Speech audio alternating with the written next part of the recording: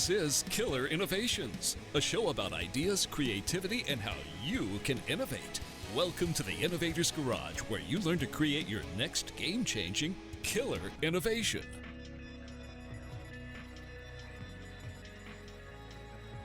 Welcome to Killer Innovations. We are on the road. We actually are in Sunnyvale, California, and we're kind of huddled into a conference room here, trying to get a show in here real quick. Kim McNicholas is here with me. We are actually here working, supporting the Innovation Bootcamp. We're actually getting ready to do a panel tonight with the students within the Innovation Bootcamp on the difference between entrepreneurship and intrapreneurship. So it's kind of an interesting topic. But by the way, Kim, you and I haven't been in the same city. I don't know. In forever. I think even in a year, actually. A little less than a year. Yeah, it's been, we've had some crazy travel schedules. You've been all over Asia and Global Europe. Services now with United. That's how much I've been traveling. I think 4 times to Italy. I've been to Germany at least 5 times. Netherlands, just got back from Belgium. Also had what I think is, for me, a very unique opportunity to be at the table during negotiations between a U.S. medical device company and potential distributors in Japan and seeing the dynamics there. Yeah, it is interesting. I mean, in my previous life, I spent a lot. The fact that we ship products into 168 countries. Right. And every country is different. The culture's different. Mm-hmm. What does an agreement mean? What does a handshake mean? What does licensing agreement versus technology agreement mean? And that's critical. Well, it is. And I think a lot of entrepreneurs who think, just take what I've done in the U.S. and ship it into other parts of the world. It just doesn't work that way. It's a lot harder and a lot more complex than anybody could imagine, even. Yes. As to what does that really take. So you've been doing a lot of traveling here lately. You obviously like you said, you got your global services now. Congratulations. I congratulate myself because now I'm not traveling that much, and I gave up my global services. Well, I think you do travel a lot, but I think that you spend more time in those places. Yeah. I think I spend more time on a plane than I do in each location. Yeah, well, that is the difference, right? For me, it is about to go someplace, I'm there for a week. So we're in Sunnyvale this week, and then actually I leave for London on Sunday. I'll be in London all next week for a series of events that I'm hosting in London. But what I love about what you do, especially when you travel within the U.S., is you have your mobile studio. Mm-hmm. And you've been stopping in different places across the country and looking at innovation in different areas. And that's, I think, critical. I think people who are in San Francisco or Silicon Valley versus New York versus some of the bigger cities forget that real innovation is happening in different parts of the country. It is, and it's I've had this conversation many a time, and with regards to the fact that, given that I used to be based here, you are based here. There is this kind of aura around Silicon Valley as being the place. You have to be there if you're really going to be doing real innovation. But innovation happens in the non-obvious industries and the clearly non-obvious locations. So yeah, we've had the mobile studio out. Just collected over 12,000 miles in the mobile studio in 4 months. Probably the most interesting one we stopped and saw. It's a show that we released it a couple of months ago with Finn Gourmet Foods in Paducah, Kentucky, dealing with the Asian carp problem in the Ohio River and the Tennessee River. And their innovation was they invented a machine that could process the carp so you could turn it into a food product, basically removing the bones. Mm-hmm. But they didn't innovate just on that. They innovated on the entire business model, and they've also innovated on their employee base. 95% of their employees are former felons. Oh, you're kidding. No, former felons. They work with a halfway house to give these men and women who just recently been released from prison and living in a halfway house, who, in order to get their independence, they have to have a job, for parole and that. And the husband and wife that run Finn Gourmet Foods have innovated a way to bring them in, teach them a new industry, and help them get back on their feet. So they're innovating everything from how to deal with an invasive species to how do you drive economic growth in the depressed regions of the country? How do you create a whole new market for a fish that everybody thinks is just a garbage fish? But now, top restaurants in New York are clamoring for their product, and then innovate on giving people who have just got out of prison to get back on their feet and become contributors to society. It's an amazing story. And so many, it really is, and so many entrepreneurs that I talk to are always talking about innovation just in terms of the product. But innovation just spans whether it's marketing, whether it's, as you said, hiring. People are limited here, and they keep saying how difficult it is to find employees to bring their product to market. Do what this company did and find a new market of employees. There's so many people out there in so many different areas that need jobs. You even have a friend that is working with autistic adults and bringing them into organizations. You've brought them into your organization. Yeah, well, in fact, you and I were both at South by Southwest this year. You were talking about flying cars. Oh, one of my favorite topics these days. And I was talking about neurodiversity hiring. How do you hire people who think differently? Those people, autism spectrum disorder is just one characteristic of this range of how we have thinking styles. Right. And for innovation, you got to have people on your team who think differently than you. Otherwise, you're all looking in the same spots. Or else as you scale, you're just going to be thinking in the same way. You're going to be doing the same things everybody else is doing. But what's really going to set you apart and make you successful is doing something differently, thinking differently. Right, correct. The only issue that you do have when you're doing that is then how do you get everybody on the same page to be able to communicate and come together and collaborate? Well, and it is. I mean, it's a huge problem. If you have autism spectrum disorder diagnosis, you have an 81% unemployment rate. 81%. If you think about it, 1 out of every 60 kids will be diagnosed with autism, and those kids will have an 81% unemployment rate. If we do nothing, what does that do to the economy? Right? Particularly given the boomers are retiring. Birth rates are down. How do you bring workers in who are going to provide the economic growth to support the people in their retirement?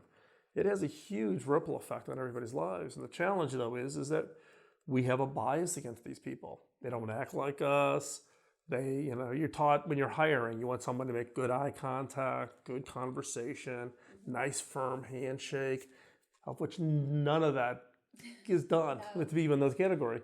So we immediately turn off like, oh my gosh, they're going to be too hard to manage. They think differently. I don't know how to manage them. How do I incentivize them? Are they really promotable? Do I just give them a mailroom job maybe? Versus really treating them as peers and as professionals. And I think that's where the employment process within every organization needs to change. Yes, you do need a process. You need a process in order to scale, right?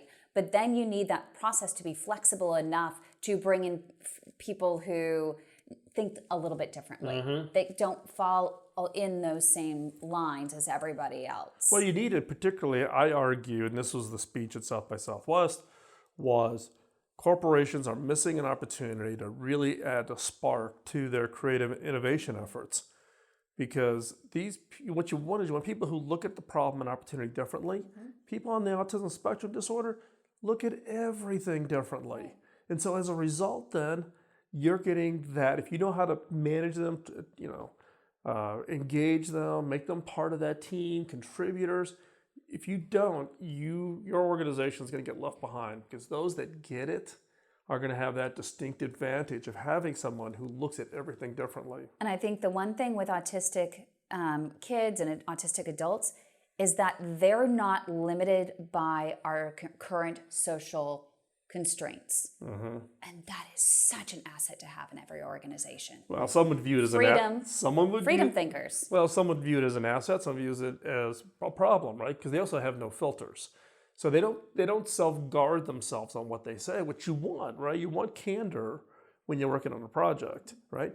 You have to think differently when you're managing them, you're leading them, you're mentoring them. And fortunately, we're getting some traction with a lot of CEOs who are now saying, hey, come talk to my organization about how do we do this neurodiversity hiring, and how do we train our teams, and how do we think about recruiting, and how do we bring them in, and how do we support them? Because I can tell you where I'm at today as a CEO, the people that we've brought in under our neurodiversity hiring program are having phenomenal impacts on our organization. And I would love to hear, once we come back from break, just a few things that have worked for you that other people can apply, not only with people who are autistic, but other people who think differently within your organization. Right. And we talk about it, the fact that you want as diverse a team as possible as part of your innovation effort, but don't constrain yourself to just thinking about the HR definition of diversity. It's diversity has a much broader definition and a much broader meaning than that. So we're going to take another quick commercial break here. When we come back, we're going to continue our conversation with Kim McNicholas. So don't go anywhere. We'll be right back after this quick break.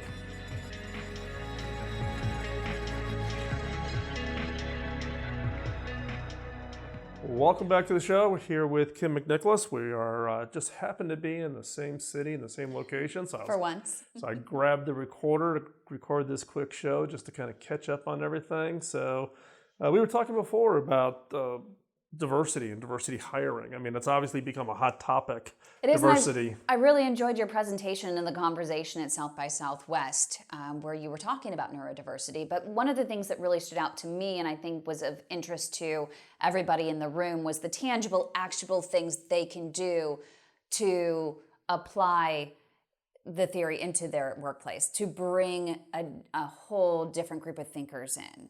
And you have a few things that have really worked for you in bringing in some folks who are autistic. Yeah, with a nonprofit that my daughter, who's a speech language pathologist, Tara, and I run, called Hacking Autism.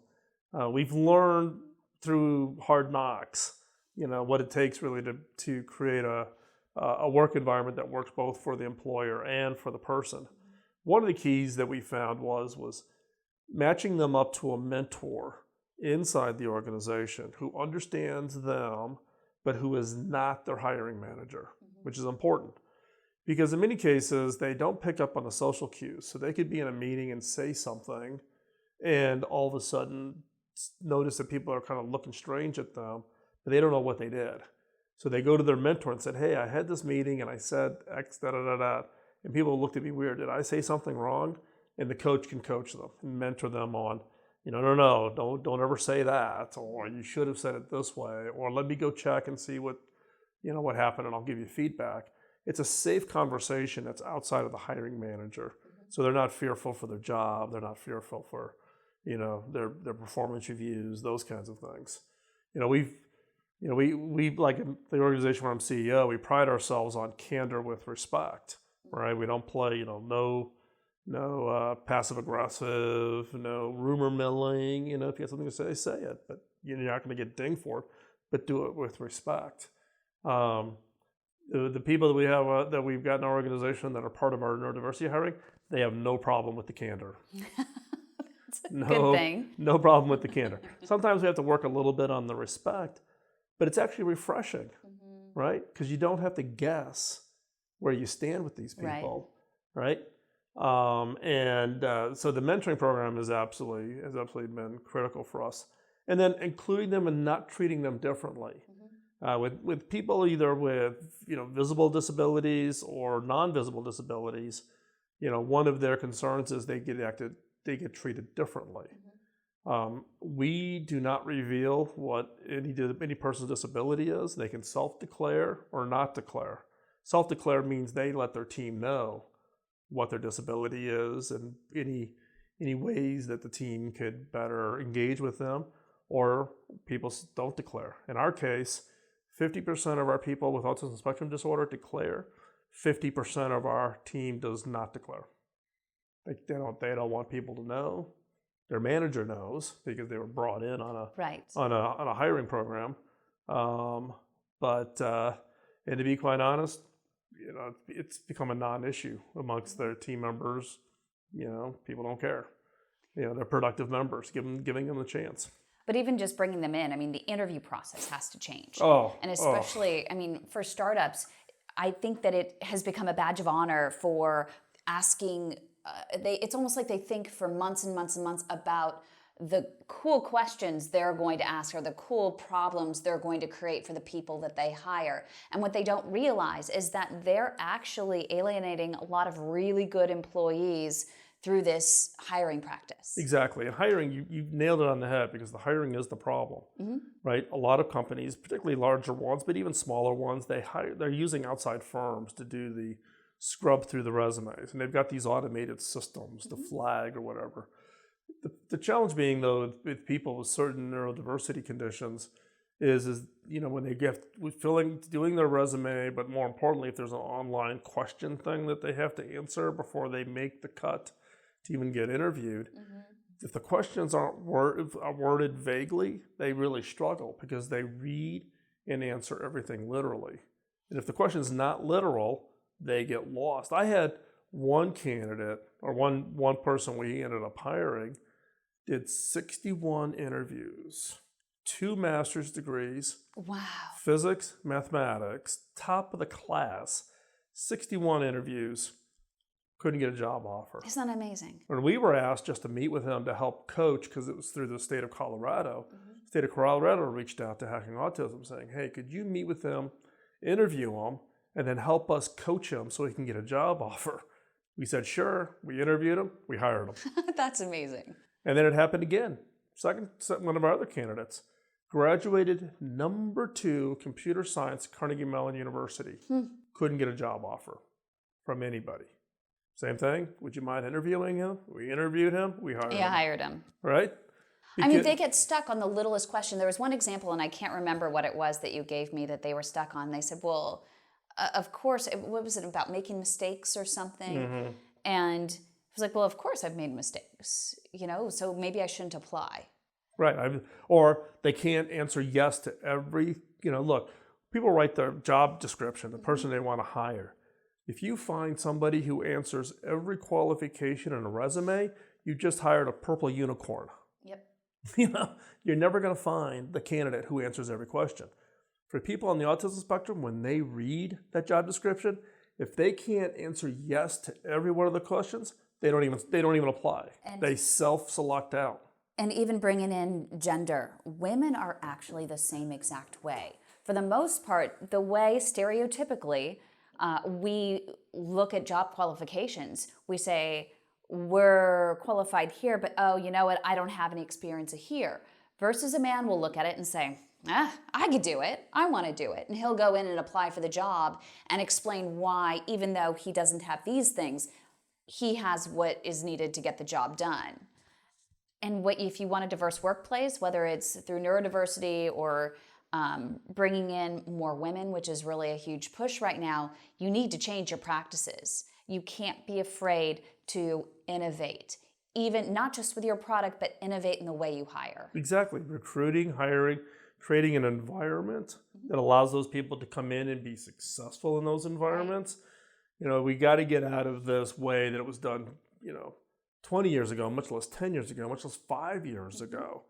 We've got to, my argument is the more diverse your organization is, and it's not just the HR definition of diversity, whether it be gender, orientation, whatever, but also thinking styles becomes an incredible, and also background and history. Did you come from money? Did you not come from money? Are you a military brat?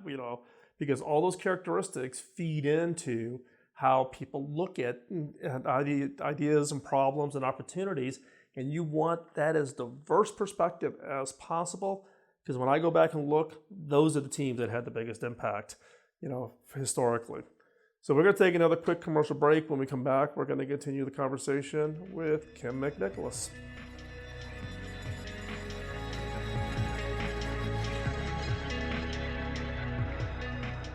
Welcome back.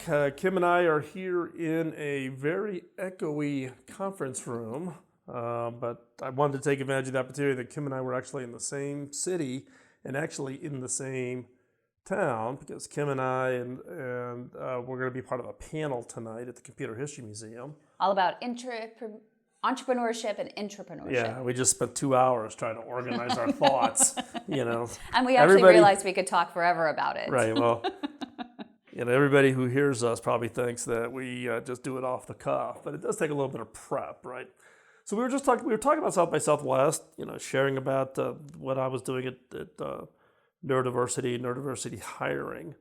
But you were there, of all subjects, flying cars. And it's interesting. So what was the story on that? It was interesting that it's not really, I still find it interesting they call it flying cars versus just their airplanes. I mean, that's literally what they are. They're just vertical, landing Takeoff vehicles. and land, yeah. Exactly. And I was hired by Embraer, which is partnered with Uber to bring... Embraer, the plane manufacturers? Correct. Okay. So they teamed up with Uber to bring the first ones to market. But of course, if you've read a lot about what's happening, they've also partnered with Boeing, and there are all kinds of different partners. And what Uber is trying to do, and which I was really surprised just knowing Uber and in its previous culture, that what they're trying to do is they're trying to empower the community and more people to get involved in creating this market. They want tons of partners. They don't want to develop it themselves and bring everybody internally. Yes, they hired this guy from NASA that has 35 years experience at NASA to bring him internally, but what he's doing is he's more managing the partnerships and how everything's going to fit together and helping to create the structure. But they want to involve everybody. They realize that in order to bring this innovation to market sooner rather than later and not just make it this pipe dream for the future 20 years down the road, they need to empower the community. And that's really what the conversation was about. It was to a room filled with entrepreneurs and investors and them saying to the public, hey, we can't do this alone. Everybody needs to get involved. I believe that someone from, I think it was one of the founders of Google, has invested in an eVTOL as well, a vertical landing vehicle, takeoff and landing vehicle, that they wanted to create something separate. But in order to be successful, you can't have a bunch of separate things. You need to create an entire ecosystem. Right. And this would be one of the first times, I think, in recent history where someone's really saying, let's develop the ecosystem, or else it's never going to happen. And in fact, they're really looking at 2020 to be the first testing for the vehicle, in 2024, actually commercialization. That's some long thinking, though, because I mean, in the case of most Silicon Valley, it's a 9 to 12 month kind of cycles. Mm-hmm. This is pretty long thinking. Plus, the ecosystem piece is challenging. Plus, I can only imagine. I mean, I operate in a regulated industry now. I can only imagine the regulatory complexities and the uncertainty in the space. But what they're doing, and what I like it with what they're doing, and I can't speak for all the different companies involved. I know Lyft has their own. I know, as I said, Google, everybody's trying to do their own. All building on the platform from NVIDIA, because they all want to make it autonomous, right? But what I like what they're doing is while some of the other companies are focusing on the autonomous aspect of it, they're saying we're not going to go autonomous right away. Yes, it's going to have the capability, but we're going to reach people where they are and guide them where we want to be. Regulatory is not there yet. It's not going to be there for a long time. And so how do we get to market soonest? So what do you think? I mean, I was just thinking, just popped into my head, right? You think about the regulatory, right? The whole FAA getting caught off guard by drones, right? And now with all the, swinging back and forth on what the regulatory environment, does that lay kind of a foundation for these vehicles then when you think about it? Because they're personally owned flying vehicles, it's bad, it's tough enough. The FAA gets really concerned about you can't fly a drone near airports or in flight paths. And, when you think about everything that's on the ground all of a sudden being in the air. Right. It adds a lot of complexity. There's no lane markings, no turn signals, no stop signs. And there's so much that needs to be developed, and that's why they're saying, hey, we're not just going to go and... Where I think that autonomous vehicles have gone wrong is that they're just developing the vehicles and they're just going out and breaking the rules. They're not helping. They didn't initially go to regulators and say, hey, here's what we're doing. Let's start regulate it. Let's start figuring out what needs to be done to make this possible in the future.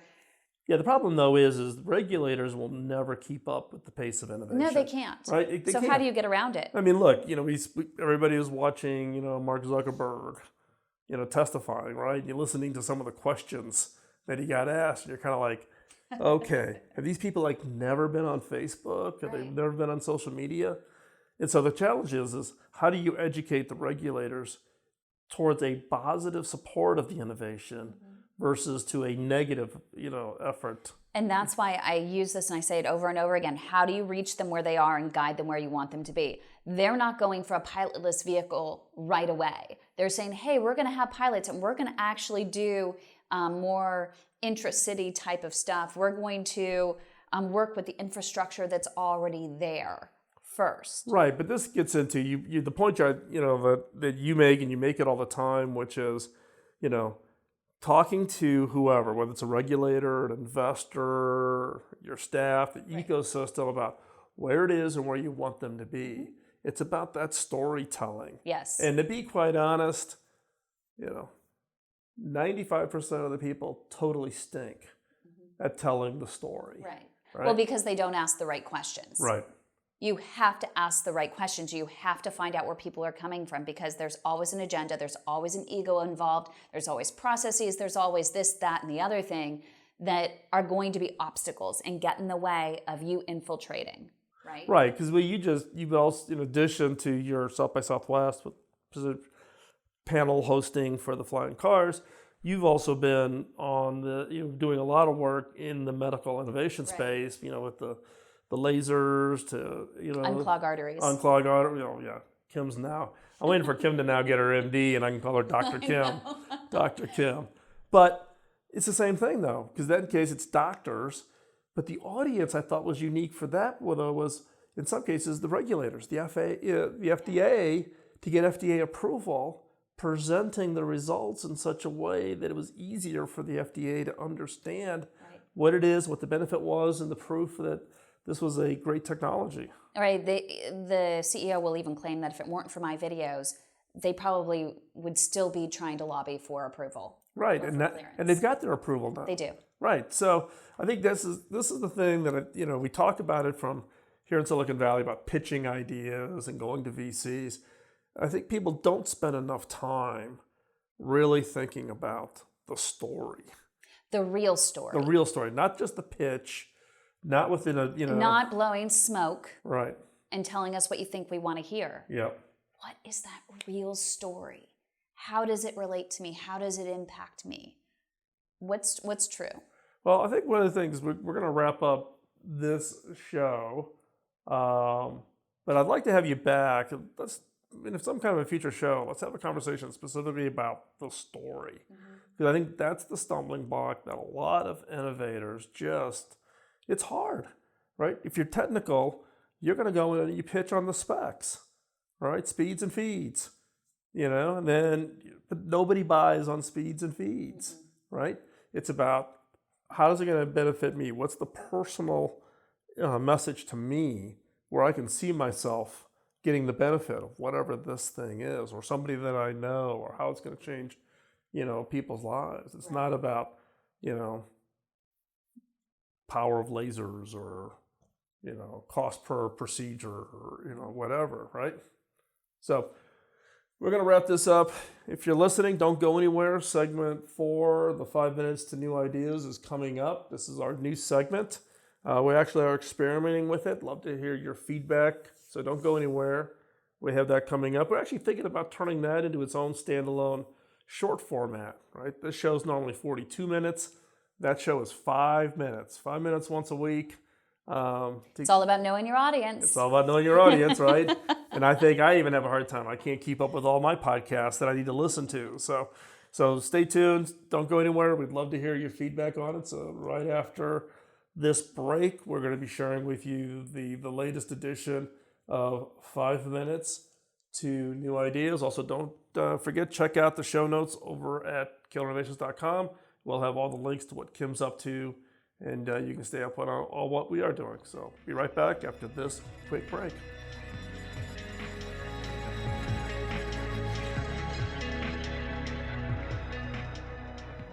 Back in the early days of this show, I would share what I called a killer question in each episode.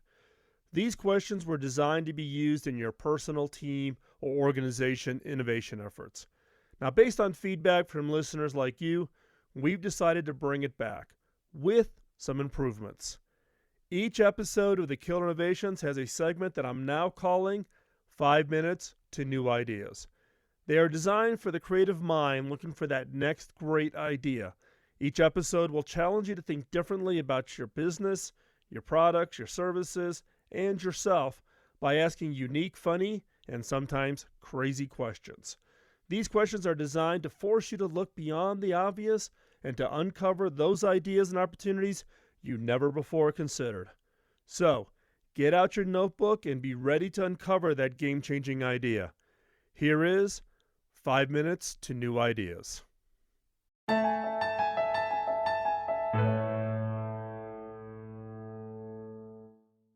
Magazine publishers are in the same predicament as the book publishing and recording industries before it. How do you keep your customers believing that your content is worth paying for when there's endless free content available on the internet? Some fashion magazines are experimenting with making their print issues feel like must-buy items. Bazaar and Elle both offer subscriber-only covers with edgier photography. Others, like the British style magazine ID, routinely print magazines with multiple collectible covers. There is a growing audience for boutique fashion magazines that have high-end cover prices and only come out once or twice a year, making them less like magazines and more like fashionable books. Other magazine publishers are looking at ways to monetize their back catalog of content. Condé Nast has an app that creates a customizable city guide for readers. The content on this app is based on existing articles. For instance, if you're planning a vacation to Italy, you'll get travel tips from Condé Nast Traveler, recipes to inspire you from Bon Appetit, fashion stories from Vogue, and a list of important buildings to see from Architectural Digest. Magazine publishers think of their assets as magazine titles, when in reality, their assets are the tens of thousands of articles that have been written over the years and published in titles like Traveler and the others.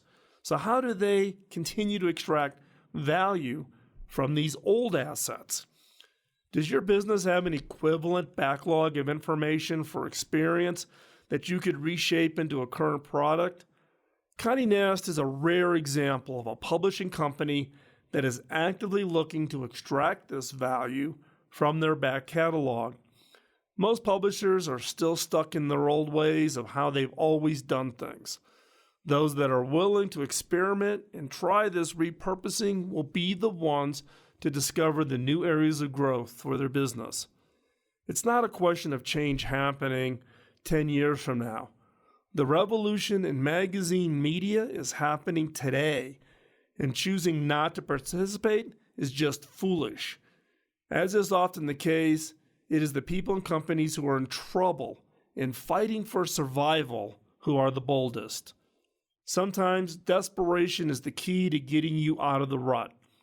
The first magazine to offer an iPad app wasn't Time or even Vogue, but Interview, which was a struggling, somewhat avant-garde New York culture magazine, who felt the cliff crumbling beneath their feet faster and caused them to become bold in order to try to fight that risk to the business. If everything seems like it's going to fall away beneath you, you have less to lose. And you're empowered to make riskier but possibly life-saving moves.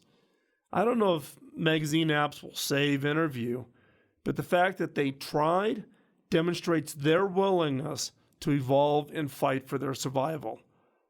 Turn your search inward. Can you recombine existing components to create new products for customers you don't currently serve? For example, are you making the assumption that your product needs to be sold as a whole single unit simply because that's how the manufacturing and distribution model works today? Ask yourself, could you provide your product components as individual pieces or in unique combinations? What new customers would that allow you to serve that you're not serving today?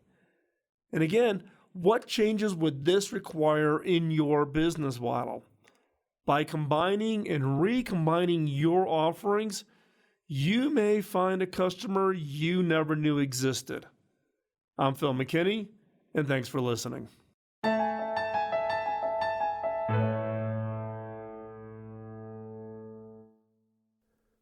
Thanks for taking the time out of your busy schedule to join in. If you have any comments or suggestions, drop me a note at phil@killerinnovations.com. Beyond this show, I write about my personal experiences of being in the innovation game for the last 2 decades.